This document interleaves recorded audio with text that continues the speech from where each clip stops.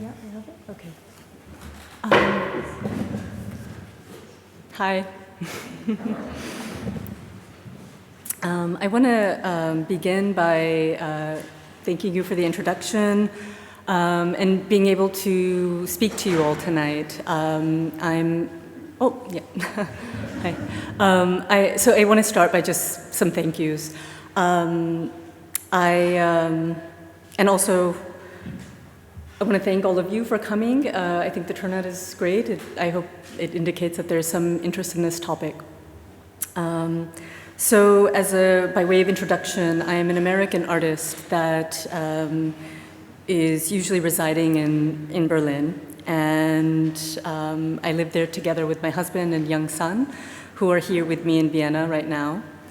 I'm here for 2 short months, and I wanted to just acknowledge before I begin the talk that the museum has been very gracious and generous in opening their doors and sort of lifting up their hemline, so to speak. Lifting up their hemline so that I can look underneath.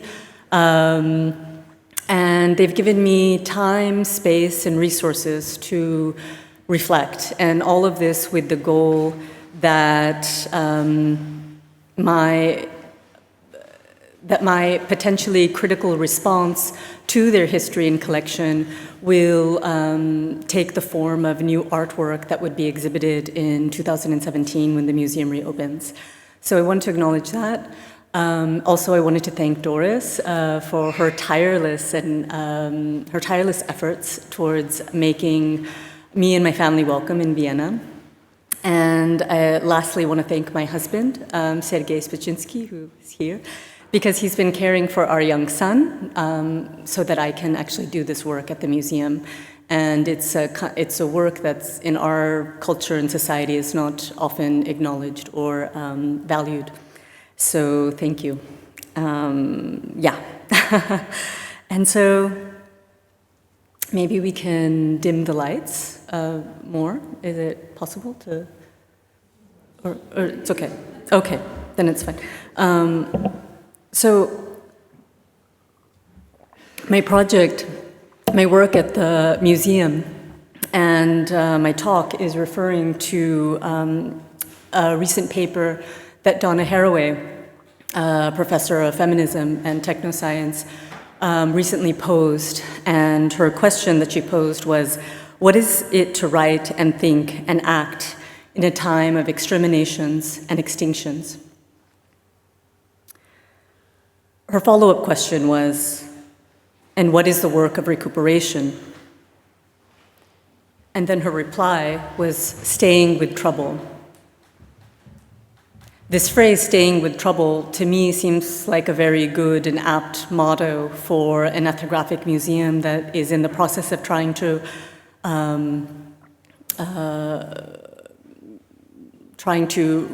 not just rebrand itself, but come up with a whole new identity for itself. And so I'll come back to the residency and I'll come back to this question that Haraway poses. But I wanted to start first by talking about the idea of luck. To be lucky is to have, bring, or result in good fortune or luck. Lucky in India is also a first name among the middle classes in Punjab, along with happy, dimple, and lovely. I'm lucky, or so I've been told again and again. Maybe it has to do with the fact that I'm the only member of my family that was born in the US. Some combination of luck and fetal determination resulted in my American birth. It was that and a liberalized immigration policy of the 60s and 70s that allowed the newly educated classes from the third world to escape the limiting prospects of their former colonies. So doctors, nurses, engineers, and teachers all streamed out of the developing world and started to populate the factories and the fields of the US, and my parents were among them.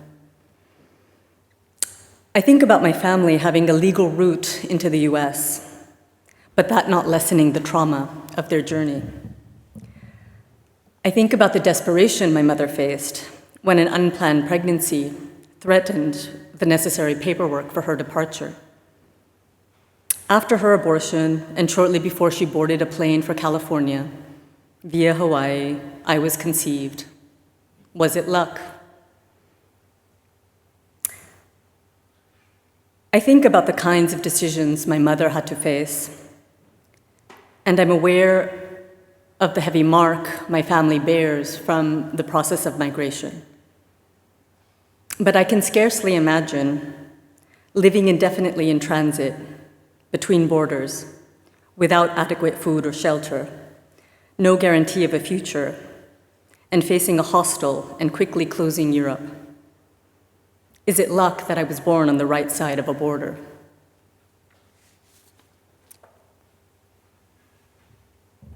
I'm also left thinking about the reality of Europe, the one that is rarely talked about, that on the surface appears incompatible with its magnificent imperial palaces, its silk tapestries, and glittering facades.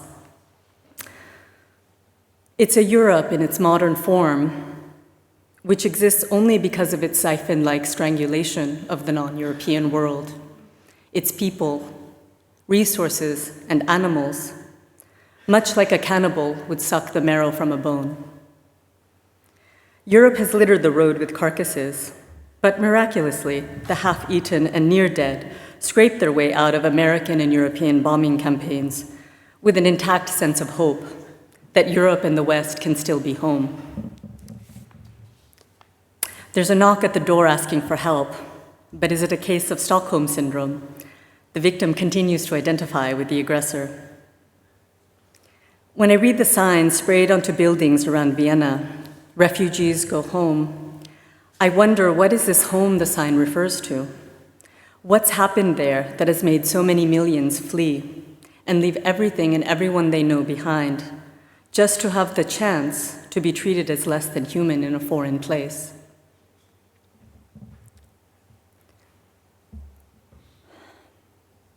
Part of the answer might be found within the walls of the Weltmuseum, formerly Das Museum für Völkerkunde, in its history and founding, in the acquisition of its collections.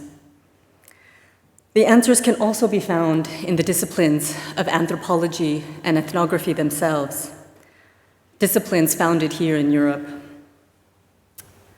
As disciplines, they help shape a worldview that created a primitive and barbaric other as contrasted against a civilized and materially and technologically advanced Western man.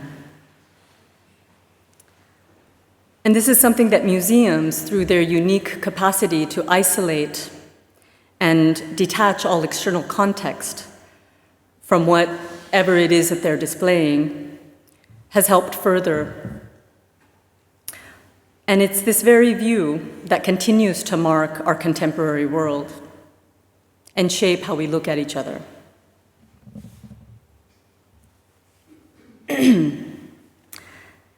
As an artist living in New York in September 2001, the attacks on the World Trade Center and the aftermath of the War on Terror, an endless and perpetual war waged by the US and more recently starting to be waged by its allies, has been significant in shaping my work with colonial images, texts, and archives. Generally, my work interrupts the original pedagogical function of images and texts to reveal a violent subtext. It also connects recurring motifs of imperial violence that continue to shape our lives in the present. I'd like to read a small passage to you, written by Chalmers Johnson in The Nation magazine. And this was just a week or two after the September 11th attacks. It was one of the few critical dissenting voices to be found in the US in the mainstream media.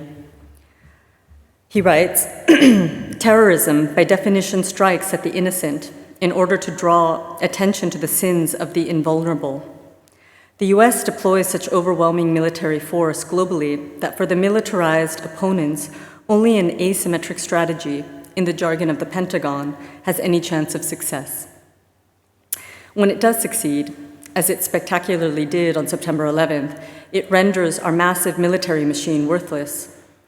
The terrorists offer it no targets. On the day of the disaster, President George W. Bush told the American people that we were attacked because we are, quote, a beacon for freedom, and because the attackers were, quote, evil. In his address to Congress on September 20th of that year, he said, quote, "This is civilization's fight." This attempt to define difficult-to-grasp events as only a conflict over abstract values, as a clash of civilizations, is not only disingenuous, but also a way of evading responsibility for the blowback that America's imperial projects have generated. Blowback is a CIA term first used in March 1954 in a recently declassified report on the 1953 operation to overthrow the government of Mohammad Mossadegh in Iran. It is a metaphor for the unintended consequences of the US government's international activities that have been kept secret from the American people. And that's the end of the passage. One more image. These three images that I've shown you are from a series called People and Places Here and There, Stories of India. And it's a project that I initiated right after the September 11th attacks. As I mentioned, I was living in New York. I had this book, which, these are paintings that are actually very small. I'm not sure in centimeters, but it's a very small children's textbook from the 19th century, published in Boston. And it was part of a geography series, and this one was on India. It was filled with engravings. And it was, so I'd had this book for some time, unsure what to do with it, but once the events of that fall took place, the logic of cutting the book apart, stripping it of its value as a cultural object, and responding directly onto the pages of the book suddenly made sense to me. And I made a series of works, and what was striking to me in this 19th century book designed for children is that the language mirrored almost perfectly and exactly the language in mainstream media print after 9/11. There was a conflation of ideas of progress and civilization, freedom and democracy as being somehow intertwined with free market capitalism. There were the same kinds of constructions of the Eastern body as barbaric and irrational, and as opposed to the civilized and rational West. I'm just going to show a small selection of a very few projects to give you some sense of a context for my work that I kind of leading up to what I'm doing here, and to also give you a sense of the variety of ways that I've tried to work with issues of sort of imperial visual violence or colonial history. This next image is it's a large-scale watercolor painting. It's 2 meters high, roughly. It was part of a series that I started after moving to Europe, moving to Berlin in 2010. Almost a decade spans the last project and this project. It's a series called Double Take, and this piece in particular is called A Brief History of Afghanistan. And in these works, I'm taking source images of 19th century engravings and colonial photography, studio portraiture that was made for European consumption, and I'm recombining the images, sometimes humorously. Yeah. This is called my Temple of Justice, and again, it's a little bit over 180 centimeters.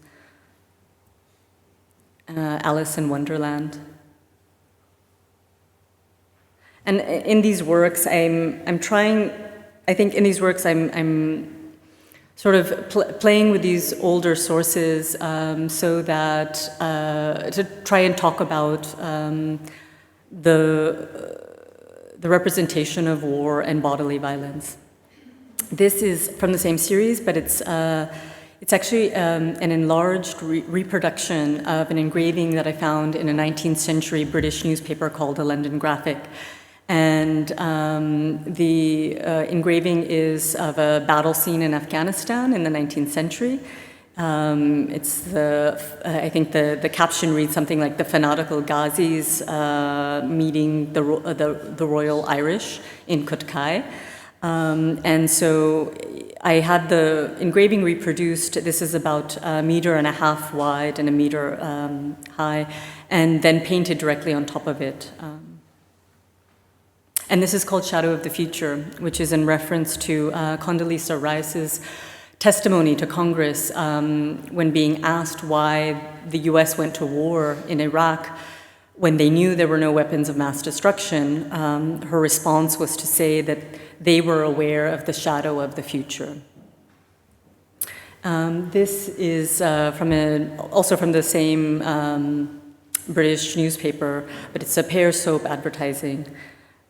Which reads, "This is the way we wash our hands, wash our hands, wash our hands. This is the way we wash our hands with pear soap in the morning." It's sort of kind of, pear soap is a colonial product that's kind of still used all over the world in former colonies. Yeah. I'm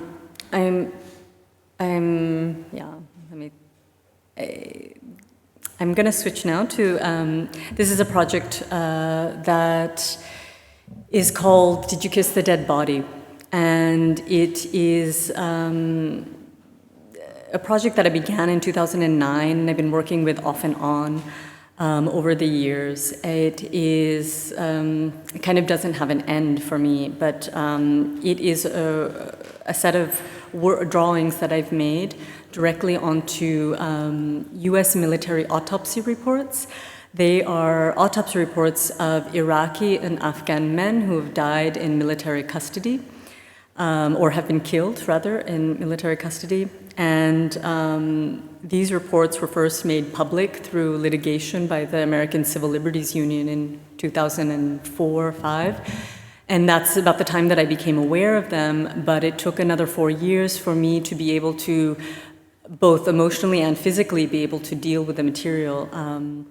I found it very nauseating, and it took some time also to arrive at a visual logic that I felt could somehow hold the weight of this material. So, and that logic ended up for me being to print out the autopsy reports, marble them, handle them, and then to draw, to reference European medical illustrations directly on top of them. And these, just 3 I'm going to show. There are a lot of images from the series, but I won't show them tonight. These are 3 from what for me constitutes just one drawing. I work on the reports in such a way that if a report is 11 pages, then I think of the drawing as being one drawing in 11 parts. And so this is just 3 of the 11 pages of this particular report. And for me, it's like there's also a kind of strategy of both creating a sort of a visual layer of seduction through the marbling, through the cross-hatching and the drawing, but then having the cold scientific horror of the text also there, that the viewer then has to grapple with at the same moment that they're attracted to seeing this image. And the last project I'll talk about before speaking about the residency is a project called Blowback. And it's something that I began in 2013. And I started it because, well, I'll backtrack a little bit. In 2012, I had 2 residencies back to back.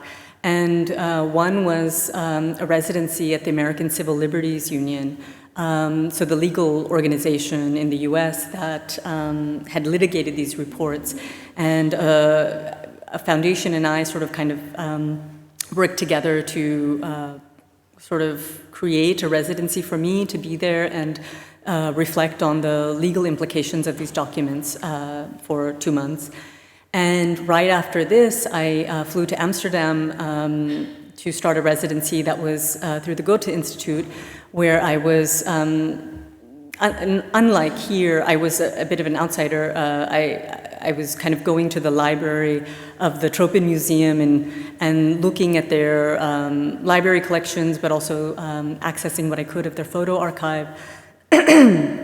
And I was thinking about this moment of going from working with these kind of digital, textual, contemporary documents and looking at these scientific expeditions in, for instance, Papua New Guinea.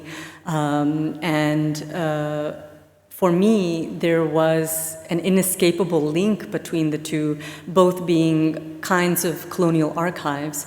But I was thinking that for most people, there would be no link, that they would not be connected in any way. And I started to think about, well, what are the commonalities and how do I make them explicit? And so I was thinking about representational codes as well, and I was thinking some things don't change, that the other body is still criminal, pathologized, foreign, someone to be feared. So that doesn't change, but I think what's changed is that in the anthropological images I was looking at, the representations were mute, passive objects of study. The agency, the question of agency was more in question. And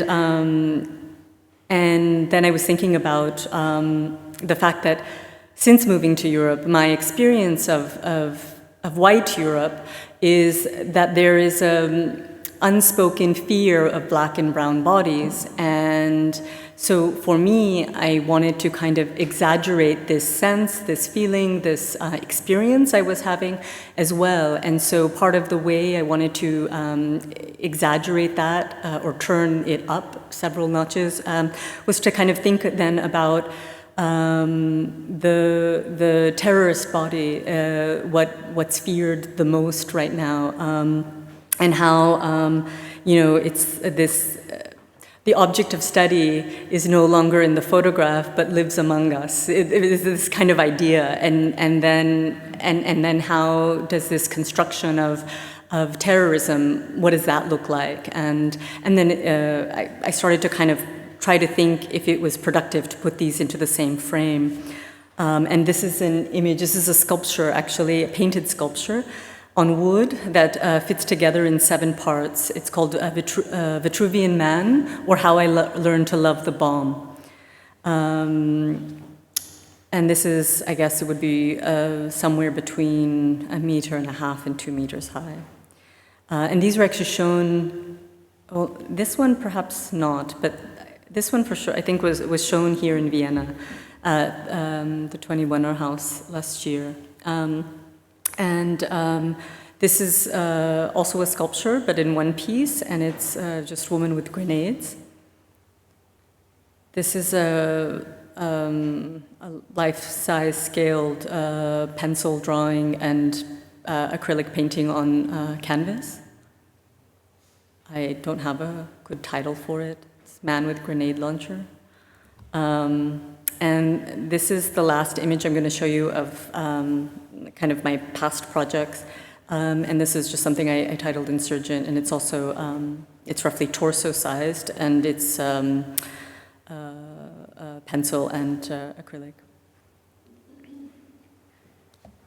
So I guess with that, it was, I'm gonna take a sip of water. So that was my kind of brief introduction into what I've done as an artist, and to give you a little bit of context of who I am.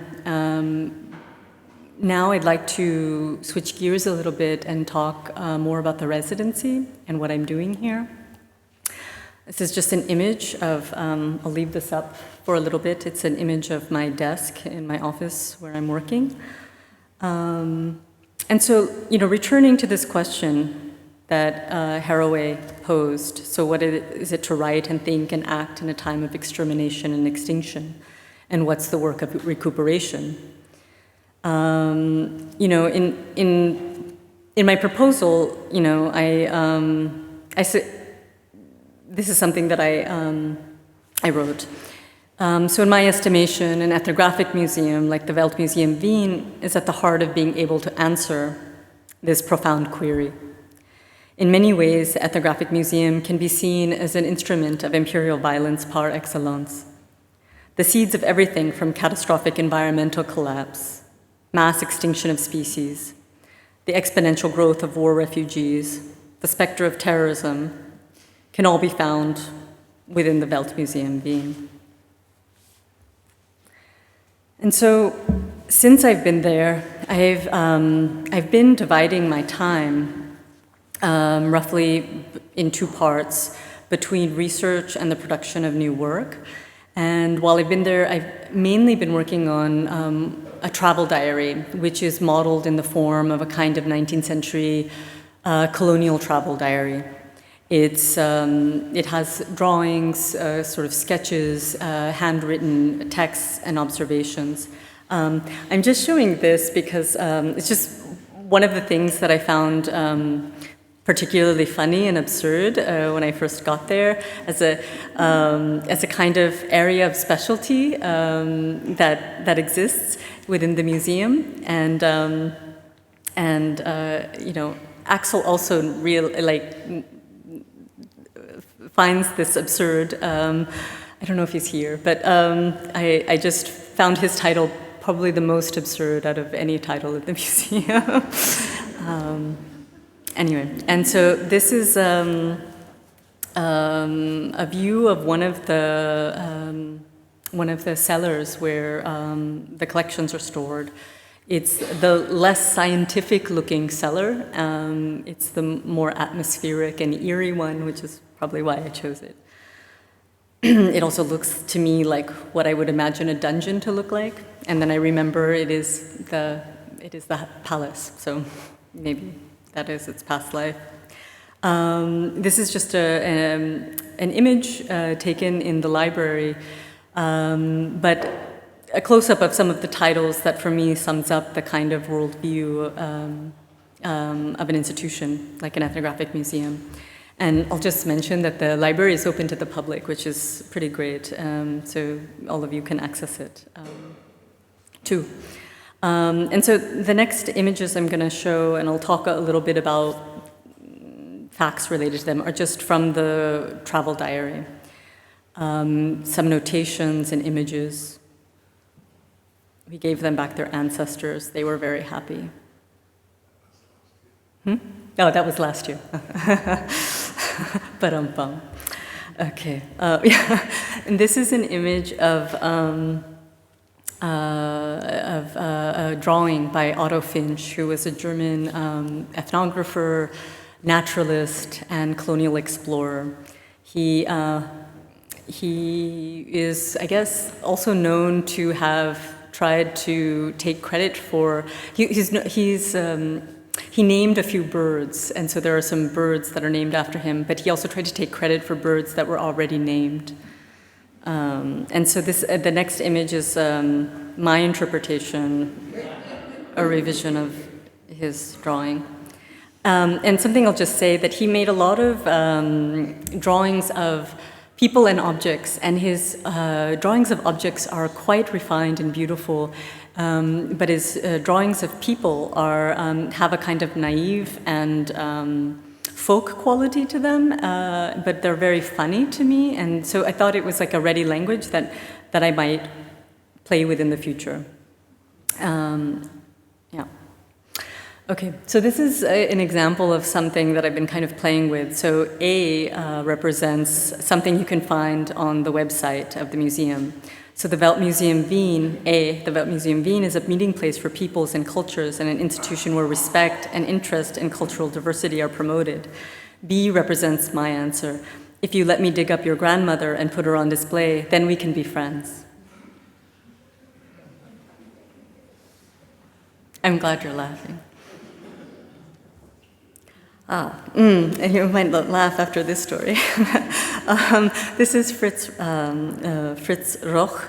I don't know if I'm saying that correctly. He was the director of the museum between, I believe, 28 and 45, 1928 and 1945. And he was an early member of the Nazi Party as well. This is him with a Maori tattoo. I was also told a story that was very painful, and it would have taken place during his tenure. So I was told that there are objects that belong to the museum currently, and some of their status is in question, but that came to the museum during World War II, that originally belonged to Jewish collectors and owners. And one of the kind of saddest stories I heard was the fact that there are a set of objects that are right now housed in cardboard boxes in the paper archive, and they belonged to an elderly Jewish woman who lived in Vienna. Her husband was had formerly donated objects to the museum, and she had inherited this collection after he died. During World War II, she was desperate to leave Vienna and wanted to sell the collection to the museum in order to join, I believe, her sister in London. This is all I know. And the museum stalled, and then in the process of kind of giving her a definitive answer, she was deported and killed at a concentration camp. And then those objects are still there. And so it's an example of like the kind of weight, the kind of weight of the objects and the history that's there. And I don't know what else to say there. This is a page from my travel diary, and these last words that are written there are the end of a passage that I transcribed from Aimé Césaire's Discourse on Colonialism. And it's a passage that is talking about the link between the violence inherent in the colonial project and how that is part of the foundation of something like Nazism or fascism within Europe during World War II. So this is that. And this is another. So A from the website. The Austrians named here were active in the Congo at a moment when the entire territory was already marked by the influence of intensive trade with the Europeans and the first colonial efforts. B. In the Congo Free State, now the Democratic Republic of Congo, the nature of the intensive trade and first colonial efforts took the form of dismemberment, rape, and slavery. The hands and feet were cut off of those native laborers who did not produce enough rubber for export.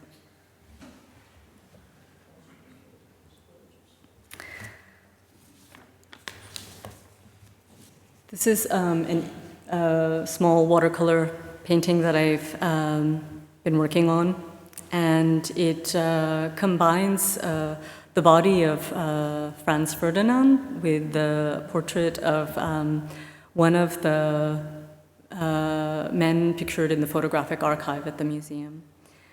And so just to close, I want to, I guess, confess or admit that I'm no closer to unraveling the contradictions that are at the heart of a museum like an ethnographic museum. I've only been able to witness them close up. But I do feel certain that the act of going through the archive, making connections, rehabilitating the voices and the visual representations of those that have been so distorted and defamed has meaning and worth. And so you could call it luck that I carry an American passport, but for me and my imperial citizenship, I bear a greater responsibility in the work of recuperation that Haraway speaks of, and I think we all do. Thank you.